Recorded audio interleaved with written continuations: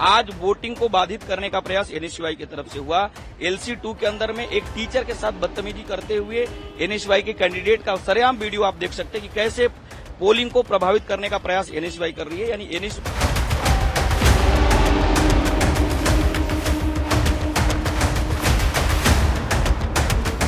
दिल्ली विश्वविद्यालय देश के सबसे बड़े और प्रतिष्ठित विश्वविद्यालयों में इसका शुमार होता है। बहुत पुरानी और शानदार परंपरा रही है दिल्ली यूनिवर्सिटी की। लेकिन छात्र संघ चुनाव मानो नई परिपाटी स्थापित करना चाह रहे हो। ये जो आप तस्वीरें देख रहे हैं, इसमें छात्र और शिक्षक न सिर्फ आपस में बहस कर रहे हैं, बल्कि एनएसयूआई का एक छात्र नेता शिक्षक के साथ हाथापाई पर उतर आता है। एनएसयूआई चूंकि नारी सताओ यूनियन ऑफ इंडिया एक ऑर्गेनाइजेशन चुनाव लड़ रही है। आप देखे होंगे कि मिरांडा हाउस में किस प्रकार से छात्राओं के ऊपर हमले करते हुए गेट तोड़ने का प्रयास एनएसयूआई के कैंडिडेट के द्वारा हुआ। आज वोटिंग को बाधित करने का प्रयास एनएसयूआई की तरफ से हुआ। LC2 के अंदर में एक टीचर के साथ बदतमीजी करते हुए एनएसयूआई के कैंडिडेट का सरेआम वीडियो आप देख सकते हैं कि कैसे पोलिंग को प्रभावित करने का प्रयास एनएसयूआई कर रही है। यानी एनएसयूआई हार से पूरी तरह से हताशा में दिख रही है और गुंडागर्दी पर एनएसयूआई उतर करके चुनाव को प्रभावित करते हुए चुनाव को कहीं न कहीं प्रभावित करने का काम एनएसयूआई के गुंडों के द्वारा हो रहा है। लगातार छात्र सवाल खड़े कर रहे हैं कि एनएसयूआई का चरित्र स्टूडेंट विरोधी है। एनएसयूआई के फेवर में जो स्टूडेंट नहीं है उनके ऊपर हमले हो रहे हैं। इसलिए ड्यू एडमिनिस्ट्रेशन को सख्त कदम उठाने की आवश्यकता है कि कैंपस में किसी भी प्रकार का गुंडागर्दी करने वाले लोगों का स्थान नहीं होना चाहिए। दिल्ली यूनिवर्सिटी में इन दिनों छात्र संघ चुनाव चल रहे हैं, जिसमें दिल्ली हाई कोर्ट को भी दखल देना पड़ा है गड़बड़ियों के मद्देनजर। आज यानी 27 सितंबर को दिल्ली विश्वविद्यालय में छात्र संघ की वोटिंग हो रही है। लेकिन आज एक ऐसी शर्मनाक घटना हुई जिसमें छात्रों के प्रतिनिधि ने इलेक्शन ड्यूटी में तैनात एक शिक्षक से न सिर्फ बहस की बल्कि हाथापाई तक की। पूरा मामला आपको तफसील से बताते हैं। दिल्ली विश्वविद्यालय छात्र संघ यानी डूसू के लिए आज वोटिंग की जा रही है।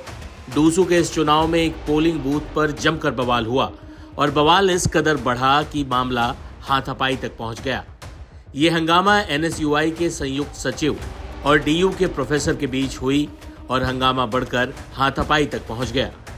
दरअसल डूसू के लिए हो रहे चुनाव के बीच एनएसयूआई के संयुक्त सचिव लोकेश चौधरी अपना इलेक्शन बैच लेकर बूथ में गए थे। इस दौरान वहां मौजूद टीचर स्टाफ ने उन्हें रोक दिया। जिस स्टाफ ने उन्हें रोका उनका नाम प्रोफेसर अनुपम झा है, जो लॉ फैकल्टी में पढ़ाते हैं और आज इलेक्शन इंचार्ज के तौर पर ड्यूटी पर तैनात थे। इसके बाद बहस शुरू हुई और लोकेश चौधरी ने वहां अपने साथियों के साथ हंगामा कर दिया। इतना ही नहीं, लोकेश चौधरी ने बदसलूकी और मारपीट भी शुरू कर दी। इस घटना का जो वीडियो सामने आया है वो देखिए।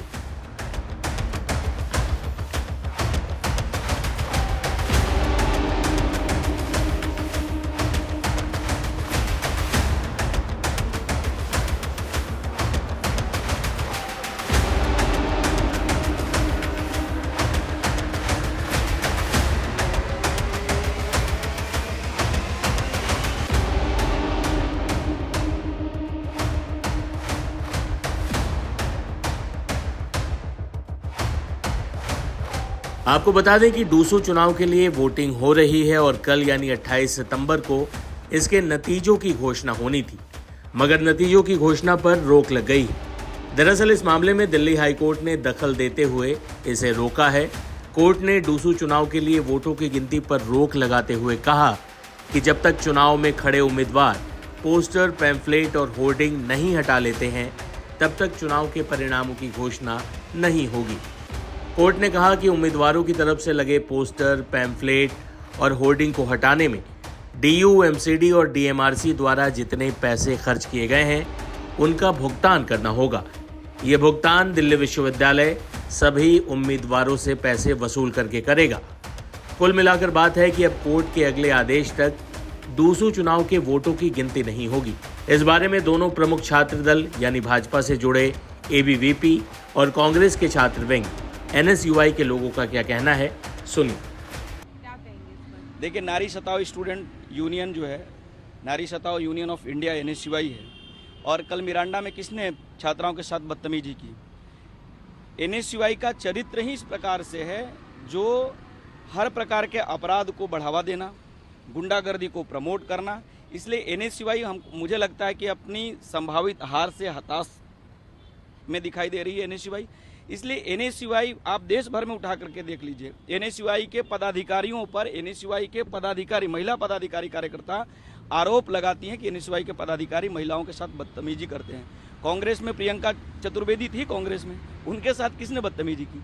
इंटायर एनएसयूआई का जो कैरेक्टर है वो महिला विरोधी है, छात्र विरोधी है, हिंसा फैलाना है और डफली बजाना है। अगर फ्री एंड फेयर इलेक्शन कराना है, हमारी डीयू प्रशासन से मांग है, वाइस चांसलर से मांग है कि अगर आप ये इलेक्शन करा रहे हैं या तो इलेक्शन मत कराइए। अब जब आपको लगता है कि आप खुद ही चीटिंग कर लेंगे, एक फ्री एंड फेयर इलेक्शन होना चाहिए दूसरों का।